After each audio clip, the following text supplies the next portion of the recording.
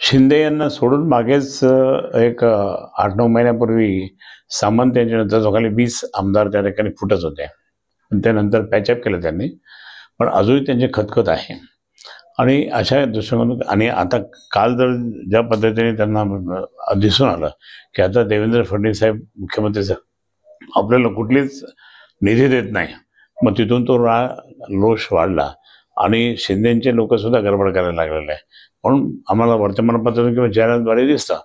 आणि म्हणून मी या ठिकाणी सांगेल की कोणत्याही परिस्थितीमध्ये शिंदे हे तिथे टिकू शकणार नाही. शिंदे बाहेर पडतील, बाहेर पडावं लागेल त्यांना किंवा बाहेर जावं लागेल त्यांना, हे याच्या. पण आज हा सगळा जर प्रकार पाहिला तर त्यांचे लोक फोडण्याचं काम सुद्धा भारतीय जनता पार्टी करायला लागलेत. शिंदे गटातले बरेच लोक त्या ठिकाणी तिकडे चाललेत आणि म्हणून घेऊन चाललेले त्यांचा पक्ष मजबूत करण्याच्या दृष्टिकोनातून. ठीक आहे, राजकारणाच्या दृष्टिकोनातून ते करतात, परंतु या ठिकाणी हे मोठं युद्ध होणार पुढे आणि काही होऊ शकतं पुढे, हे स्पष्ट झालं.